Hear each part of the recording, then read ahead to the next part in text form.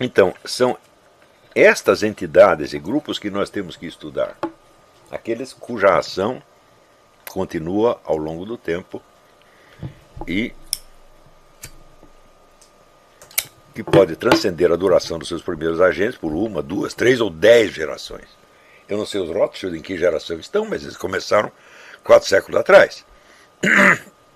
E você lá, a família real britânica, há quanto tempo estão lá? Também séculos, né?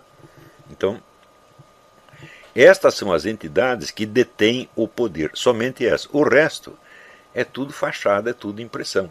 Sobretudo o nego que é eleito para um cargo eletivo de presidente. Né?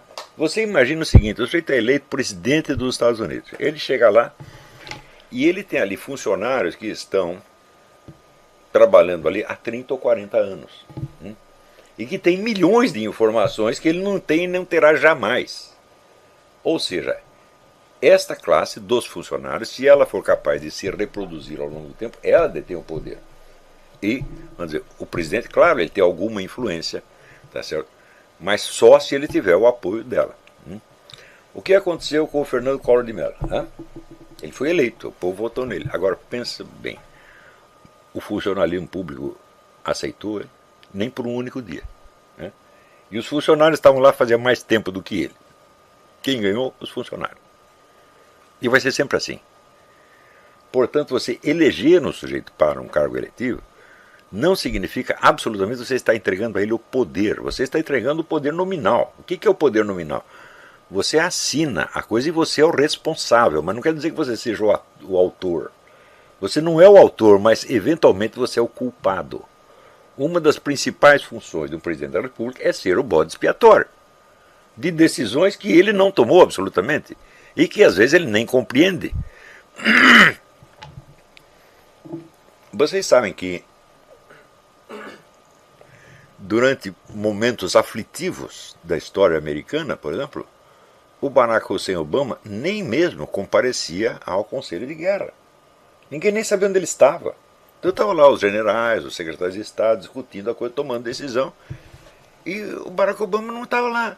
Ele nem sabia o que eles estavam discutindo. Se você estudar a história do PT, você verá que um cidadão chamado o Sr. Luiz Inácio Lula da Silva ele tem uma característica. Enquanto estavam se desenrolando as assembleias do partido, ele saía para tomar um cafezinho.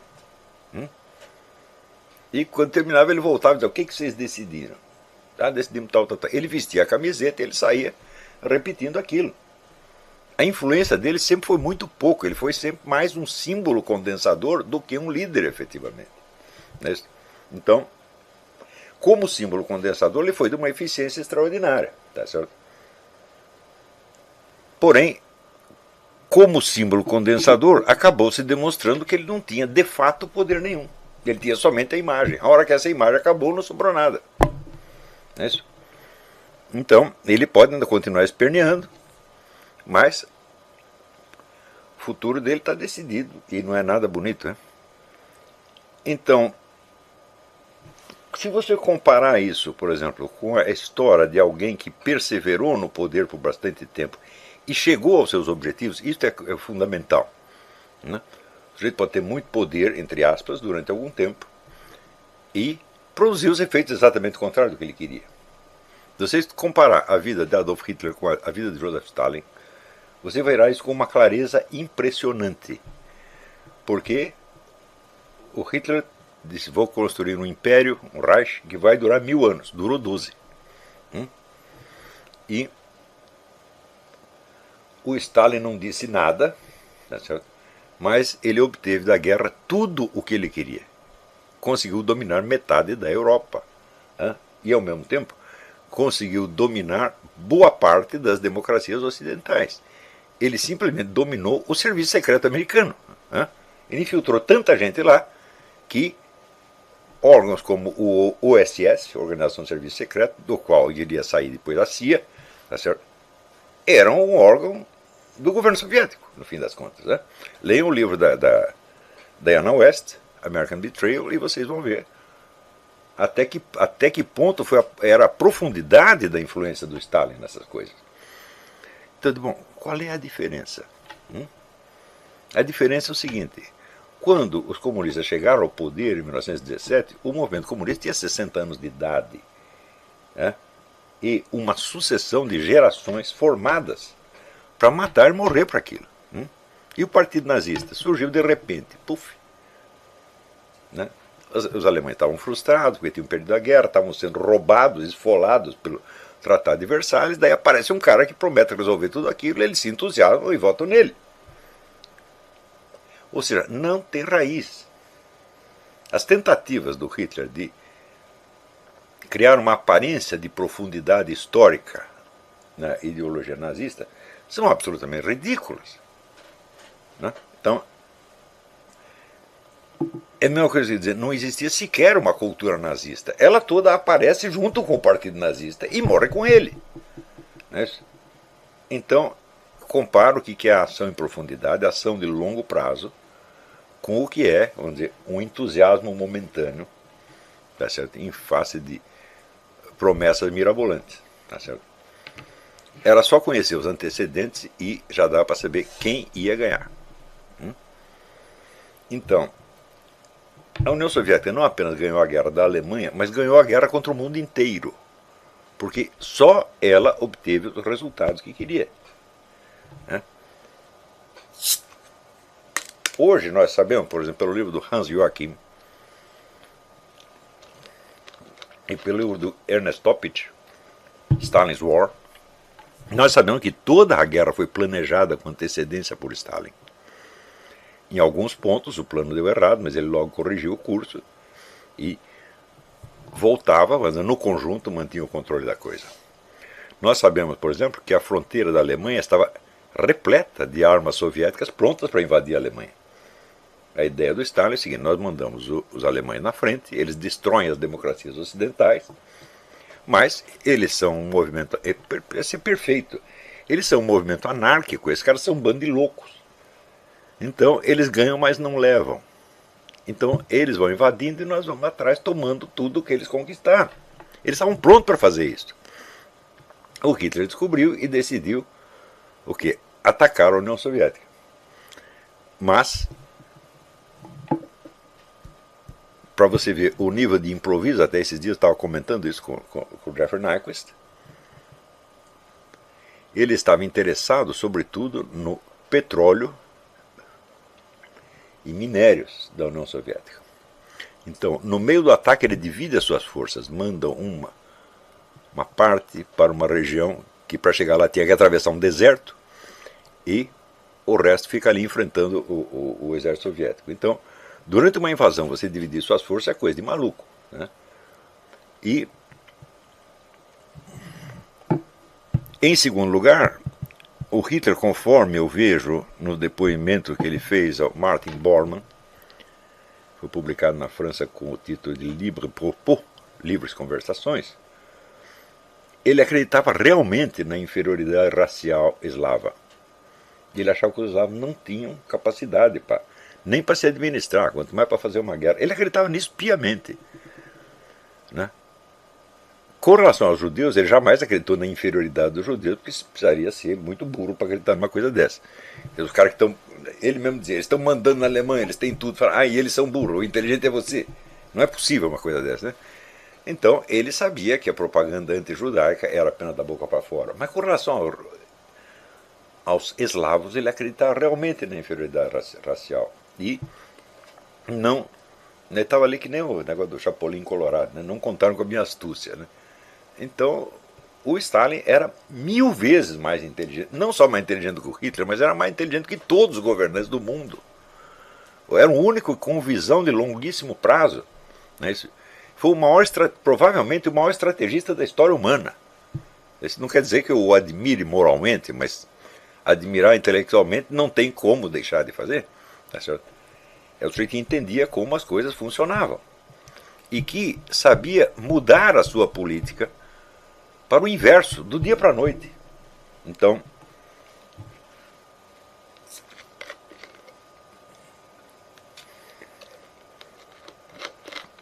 que sobretudo sabia explorar as fraquezas dos seus inimigos.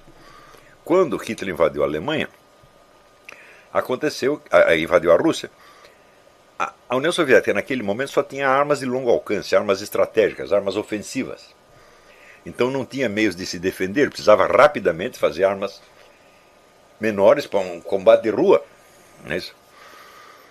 E de onde que eles tiraram dinheiro para fazer isso? Dos Estados Unidos, eles não tinham dinheiro. Então, podemos dizer, os Estados Unidos financiaram a vitória da União Soviética e entregaram à União Soviética metade da Europa. Tá certo? Então dizer que os Estados Unidos ganharam a guerra, não, eles ganharam a guerra contra a Alemanha, mas perderam contra a União Soviética. Então, são essas coisas que a gente tem que estudar. E precisa ver que os meios de ação, vamos dizer, da política eleitoral, da propaganda, etc., são tão diferentes da política profunda, que é como se fosse outra coisa completamente diferente. Não tem outra coisa de outra natureza. Tá certo? Então, por exemplo, você criar movimentos populares na base da propaganda, criar congressos, publicar livros, etc. Tudo isso é muito bom. Mas faça as seguintes contas. Uma vez, alguém estava discutindo corrupção policial, né? E eu disse assim: quantas pessoas uma quadrilha de criminosos precisa infiltrar numa delegacia para paralisá-la completamente? Precisa comprar todo mundo? Não, precisa comprar um. Você compra o escrivão. Um escrivão paralisa uma delegacia inteira. Por quê? Porque ele some com os papéis. Ou os modifica. Então você pode ter um bom delegado, bons policiais, bons investigadores, bons soldados, tudo, nada vai funcionar. Isso aí o movimento comunista sabe há mais de 150 anos. O sujeito pode criar uma baita organização de massas, tá certo? Com recursos, com propagandas, e basta você infiltrar um sujeito lá, para você paralisar tudo, modificar o sentido de tudo, tá certo? Ora, quantas pessoas você conhece no meio conservador e liberal que estão preocupadas em saber quem aqui é um agente comunista? Ninguém. Eles acham até feio você se preocupar com isso. Eles acham que isso é paranoia, teoria da conspiração. Vocês estão entendendo por que com uma força popular monstruosa, os liberais e conservadores acabam perdendo? Eles simplesmente não entendem como uma coisa funciona. Ora, a infiltração é o mecanismo principal de atuação dos comunistas desde que eles existem. A coisa é o seguinte: se você está na minoria, você não pode agir com as suas próprias mãos, você tem que agir com a mão do vizinho. Tá certo? Então é a regra do Lenin. Se você tem 4 inimigos, você se alia com 3 contra 1, depois com 2 contra 1, depois de 1 contra 1, e no fim você derrota o último. Então, vamos dizer, alianças e infiltrações são mecanismos absolutamente essenciais, sem os quais a ação comunista jamais poderia ter alcançado o sucesso que alcançou. Tá certo? Ora, aonde você vai infiltrar pessoas? Então, às vezes interessa, por exemplo, se trata de um governo, às vezes se trata de infiltrar uma única pessoa e colocá-la perto do governante, perto do homem que toma as decisões. Esse infiltrado, ele jamais vai abrir a boca a favor do comunismo, nunca na vida dele. Ele é um funcionário como qualquer outro. Só que nos momentos decisivos ele vai sugerir certas decisões que favorecerão o movimento comunista, na sua totalidade. Então, é o caso, por exemplo, do Harry Hopkins, nos Estados Unidos, onde o sujeito era tão próximo do presidente Franklin Roosevelt que ele morava dentro da Casa Branca. E esse cara era o nome da KGB. Então, basta isso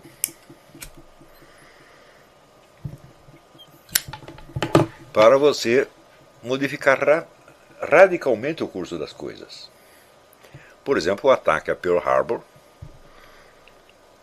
O governo inteiro estava informado de que o ataque ia acontecer.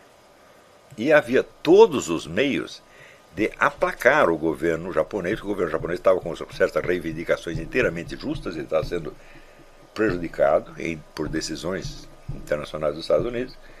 E a coisa mais fácil seria fazer uma paz antecipada com o Japão. Mas, por conselho do Harry Hopkins, o Roosevelt prosseguiu no curso de ação anti-japonesa até que aconteceu o que aconteceu. Por quê? Era preciso que os Estados Unidos entrassem na guerra para defender a União Soviética. Ou seja, um sujeito modificou todo o curso das coisas. Então não adianta você ter a maioria. Não adianta você ter um belo sistema de propaganda. Você precisa saber quem é quem. E sobretudo a quem você dá ouvidos. Quem são os seus conselheiros. Então, por exemplo, quando nós estávamos na Colômbia, teve a eleição na Colômbia, tinha dois candidatos, um era o tal do Mocos, que era um personagem ridículo, na verdade, era uma espécie de sparring, ele estava lá para apanhar, coitado. E tinha do outro lado o Juan Manuel Santos. E nós conhecemos um cidadão que era o principal assessor do Juan Manuel Santos, que era, como chamava o sujeito? Esqueci o nome dele. Ele não era nem colombiano. Não. Ramon, não sei o quê. Esqueci o nome do cara. Que ele não era nem colombiano, era venezuelano. E um indivíduo com uma concepção totalmente mercadológica da política. E o tipo do pseudo-esperto, que achava que tudo quanto é tipo de trapaça é legítimo, desde que seja para ganhar a eleição, etc, etc. Bom, você vê que o cara não está muito bem intencionado. E ele estava muito próximo do Juan Manuel Santos. Então isso quer dizer que eu, na época, não confesso que eu não percebi até que ponto ia isto. O Juan Manuel Santos se elegeu com o lema "No Más Farc", onde ele ia, o pessoal gritava isso na rua. 97% da população colombiana queria a extinção das Farc. As Farc dominavam naquela época 1 ou 2% do território, estavam lascadas, estavam acabadas militarmente. E parecia que o futuro é o seguinte: eles vão todos para a cadeia, vão desaparecer. E o Juan Manuel Santos propõe o quê? Um acordo de paz. Você não propõe um acordo de paz com um inimigo que já está derrotado. E foi exatamente o que ele fez. Esse acordo de paz transformou as Farc num partido político e em organizações comerciais legítimas, de modo que eles continuam lá vendendo droga para tudo quanto é lado, fazendo dinheiro que não acaba mais, e em breve concorrerão às eleições com grandes chances de vitória. Então o Juan Manuel Santos foi posto lá para isto. Um sujeito, na verdade dois, ele e o tal do... Estou quase lembrando o nome do sujeito. Redon, não sei o que é Redon. Eu estava lá, eu não previ isso. Eu me deixei envolver na atmosfera de entusiasmo da eleição. Eu estava lá fazendo conferências, e evidentemente as minhas conferências, sem eu querer interferir diretamente na política colombiana, acabavam favorecendo a candidatura do Juan Manuel Santos.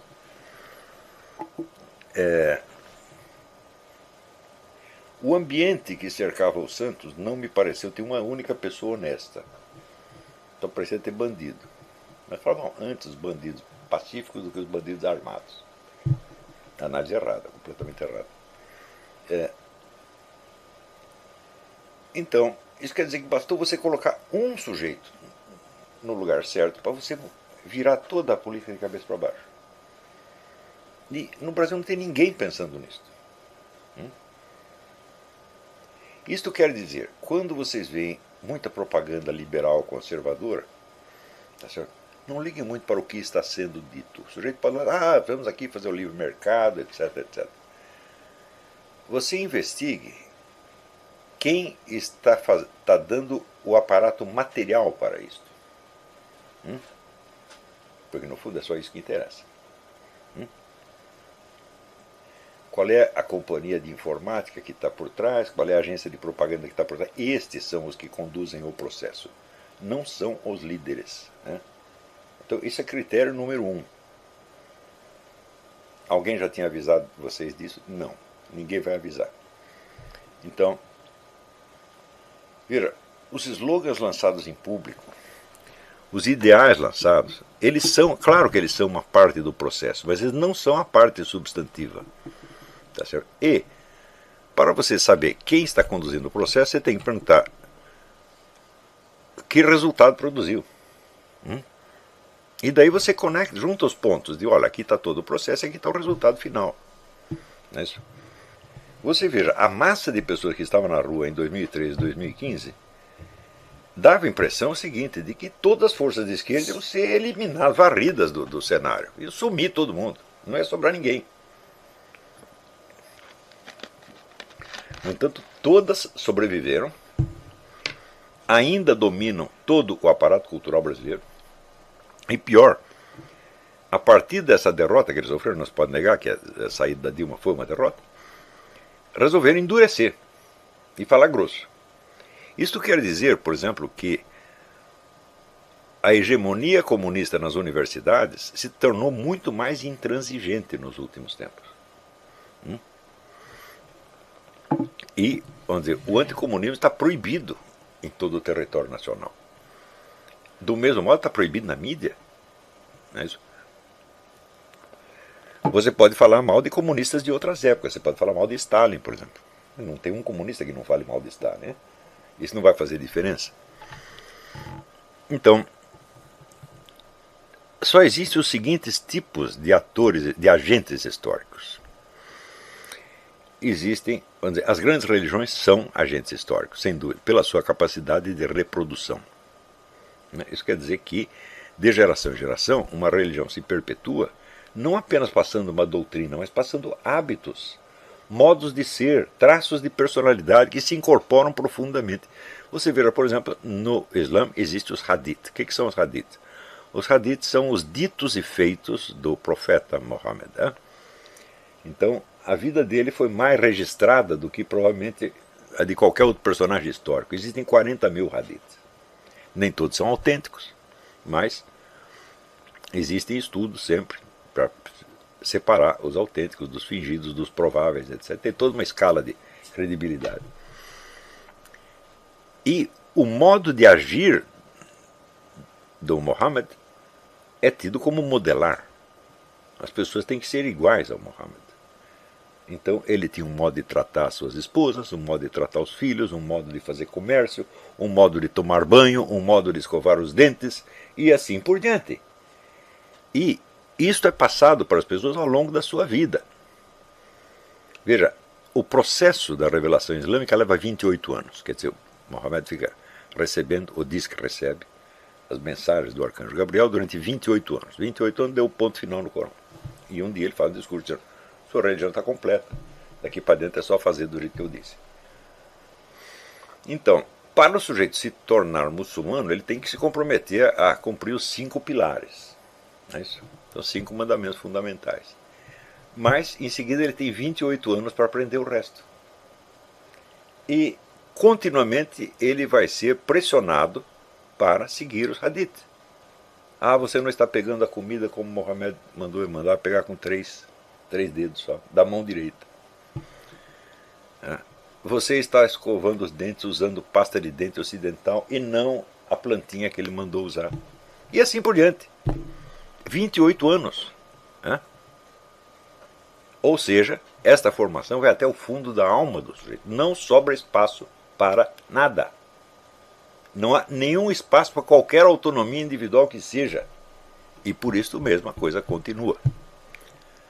No mundo cristão, este tipo de exigência só é feito aos sacerdotes e sobretudo aos monges. Para o leigo existe uma margem de ação infinitamente flexível. Tá certo? Mas, para aqueles que vão constituir de fato o braço agente das igrejas, a exigência é muito pesada. Muito mais pesada na igreja católica do que em qualquer igreja protestante, evidentemente. A igreja protestante, às vezes é apenas o seguinte: o sujeito vai lá, faz um cursinho de teologia, pronto, virou pastor. Mas na igreja católica o negócio é brabo. Existe o mesmo tipo de continuidade em organizações esotéricas, tipo maçonaria, onde a formação do sujeito prossegue pelo resto da sua vida. Porque você tem que participar das reuniões, você tem que mostrar lealdade aos companheiros. E existem organizações, não de fachada, mas organizações mais externas, como Lions Club, Rotary Club, tá certo? Onde toda semana tem uma reunião, você tem que ir lá mostrar que você prestou o serviço direitinho, que você está se comportando do jeito que eles querem. Né? Todo mundo sabe que se você pega lá um dignitário maçom e descobre que ele tem um amante, ele está acabado. Né? Quer dizer, ele tem uma norma de conduta que ele tem que seguir a sua vida inteira. No Partido Comunista é exatamente a mesma coisa. Quer dizer, você tem que mostrar lealdade ao partido em tudo e por tudo, durante toda a sua vida. Tá certo? Ou seja, não é professar uma ideologia, é ser aquilo que eles querem que você seja. Nas famílias dinásticas é exatamente a mesma coisa. Estuda como essas famílias aristocráticas ou bilionárias apenas vão formando os seus filhos desde pequenininhos para continuar os planos. Se o filho não se adapta àquilo, eu digo, tá bem, meu filho, então você é o playboy, é um fã terrível da família, nós te damos dinheiro, você vai se divertir, faz o que você quiser, tá certo? Mas sempre vai ter algum que continua a ação, tá certo? Então, este é o líder e o outro vai ter que obedecê-lo. Né? Isso quer dizer, só existem os seguintes agentes históricos. As grandes religiões, as famílias dinásticas, as organizações esotéricas, entre as quais o Partido Comunista. Muito bem. Você conhece algum partido no mundo? Partido Republicano Americano, Partido Gaullista na França, ou qualquer outro, que tem este processo de reprodução da personalidade? Não. Então isso significa o seguinte: no presente momento, nós só temos um único agente no mundo, e este agente é o movimento comunista. Não há mais nenhum. Existem, é claro, as famílias dinásticas, porém, alguém as persuadiu a mudar de lado. E hoje elas colaboram com o movimento comunista e com a invasão islâmica, etc, etc. Claro que estão zelando pelos seus interesses em primeiríssimo lugar, porque eles continuam como sempre. Mas elas descobriram que você entrar numa guerra ideológica com o comunismo não é vantagem. Por exemplo, existe a famosa entrevista do dirigente da Fundação Rockefeller dizendo: o nosso objetivo é unificar a União Soviética e os Estados Unidos. Isso aí que foi para mais de 30 anos atrás. Não é isso? E naquele momento havia grandes estudiosos trabalhando para esse fim. Existe um livro do Peter Sorokin, o grande sociólogo russo-americano, que é a Rússia e Estados Unidos, que é praticamente um estudo preparatório para esta unificação. Do mesmo modo que, se você pegar o livro do Arnold Toynbee, o estudo de história, é um estudo preparatório para a implantação do governo mundial.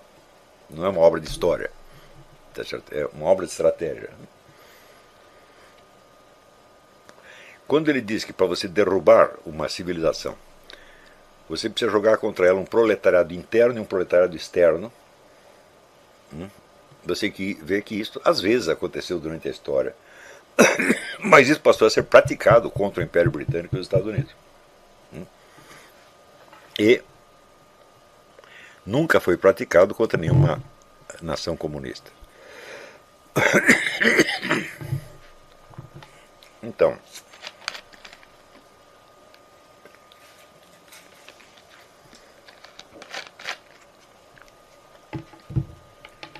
em contraposição ao movimento comunista, que já tem um século e meio de continuidade, existência contínua, e que mudou muitas vezes o seu discurso, sua ideologia, etc, etc, mas persevera na sua identidade. Quer dizer, hoje eles podem estar lutando pela socialização dos meios de produção, amanhã pela liberação da mulher, ou pelo gaysismo, ou pelo abortismo, ou seja lá, pelo que for. Os agentes são os mesmos e a concentração de poder é a mesma.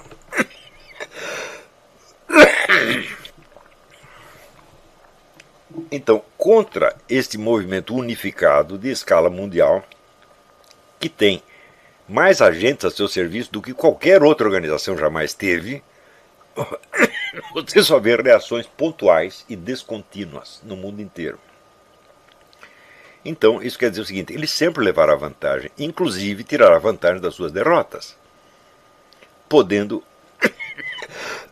mudar completamente de identidade externa sem que isso o afete no mais mínimo que seja.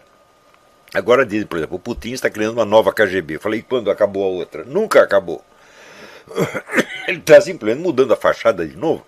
Quantos nomes já teve a KGB? 20, desde que existe. Tá certo? Sempre mudando de identidade, mudando. E são sempre as mesmas pessoas. Quando você vê as pessoas que estão subindo ao governo em países da Europa Oriental, com um discurso vagamente de esquerda, você vê que são filhos e netos dos dirigentes comunistas. Ou seja, dentro do movimento comunista existe o princípio dinástico também. Então, quem quer que leve a sério, vamos dizer, uma luta anticomunista, tem que pensar nisso, meu Deus do céu. Se não existir uma organização deste tipo para contrapor o comunismo vai sempre vencer. Ele pode ter derrotas temporárias, quase todas elas causadas pelo fato de que a economia comunista é impossível.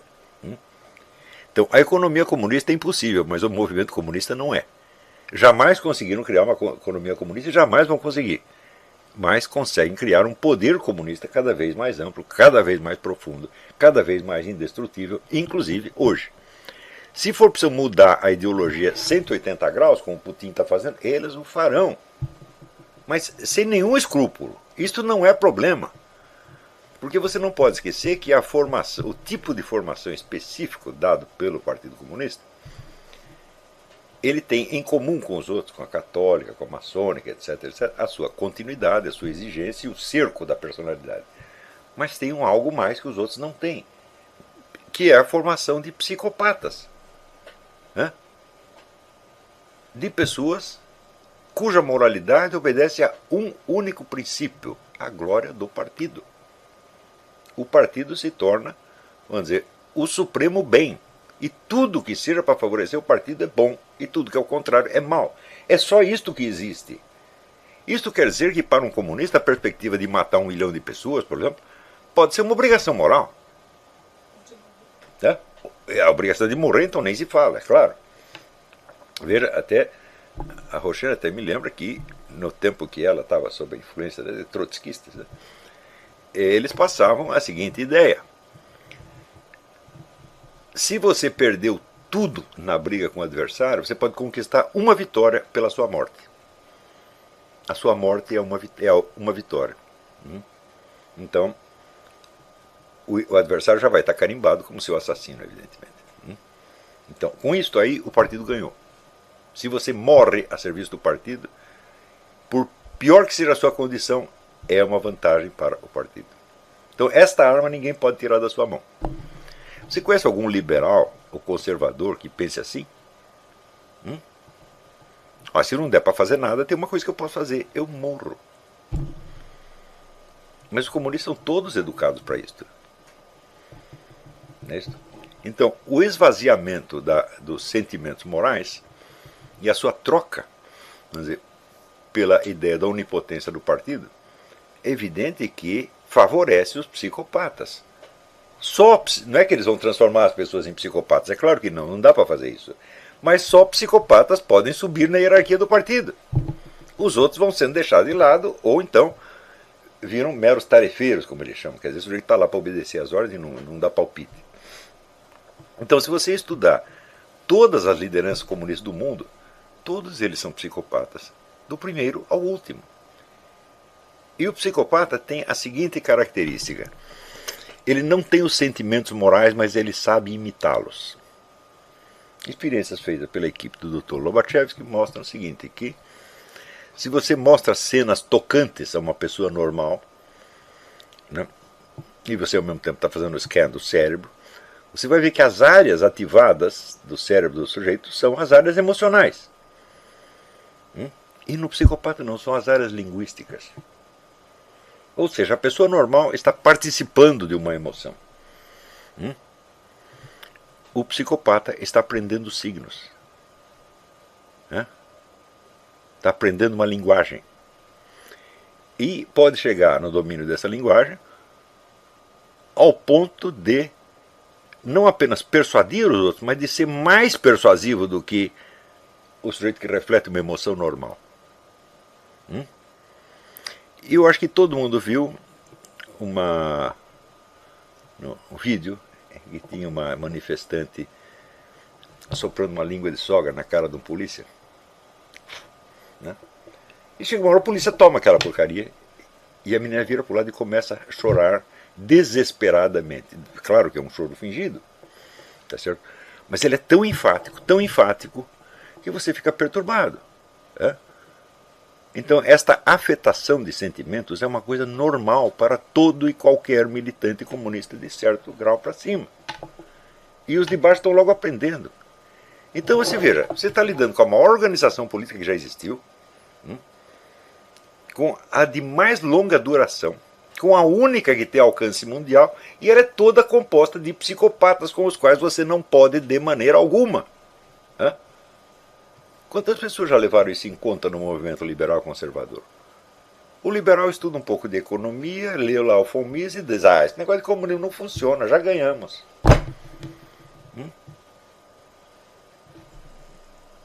Então, é o seguinte, você está lidando, por um lado, com pessoas de uma malícia ilimitada, tá certo?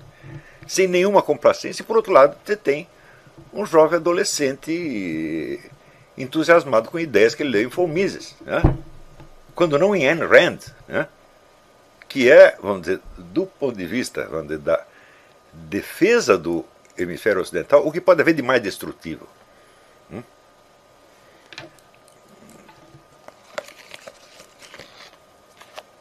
Então,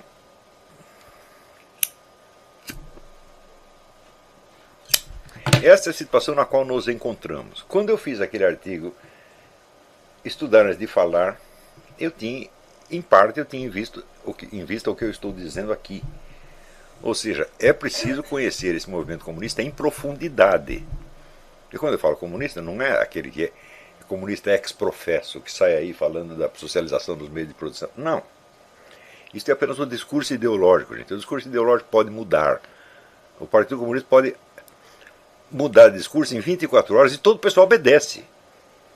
Né? Então, por exemplo, até 1933, 34, o discurso comunista internacional era a destruição da burguesia e a implantação da propriedade pública dos meios de produção. De repente, muda 180 graus e diz, não, nós temos que cultuar os valores positivos da burguesia, a democracia, os direitos humanos, etc, etc. E com isso eles criaram o que eles chamavam na França o Front Popular. E um monte de conservadores, tá certo, que estavam, como é que se diz, angustiados já de ver o crescimento do movimento comunista, respiraram aliviados. Agora eles são nossos amigos. Né? O governo americano abriu as portas do seu serviço secreto para a entrada maciça de comunistas. Né? Então, a CIA já nasceu infiltrada de comunista até a goela. Né? E, ao mesmo tempo, a propaganda internacional comunista atribui todos os males do mundo à ação da CIA. Eu digo, ora, peraí, quantos funcionários tem a CIA? Quantos agentes tem a CIA? Isso não dá para completar um comitê municipal do Partido Comunista, gente. É? Então, a KGB tinha 800 mil funcionários lá dentro da União Soviética. É? E mais toda a rede de partidos comunistas no mundo. Você não tinha uma única cidade do interior onde não tivesse pelo menos um agente do Partido Comunista. E qualquer militante comunista pode ser obrigado repentinamente a abandonar o trabalho usual do partido e passar para a clandestinidade para trabalhar diretamente para a KGB. Leiam o livro do Whittaker Chambers, Witness, onde ele foi um desses, assim como ele outros milhares. Então, para que ele entrasse para o serviço clandestino, ele recebeu ordens de romper publicamente com o partido, e daí passar a coletar informações para a KGB. Ora, coletar informações é, dentro do serviço de inteligência, é serviço de office boy. Quer dizer, 90% da atividade do serviço de inteligência, especialmente soviético, consiste no que eles chamam de medidas ativas, que é influenciar, né, as decisões de governo e concepção do mundo inteira do adversário. 90%. Né?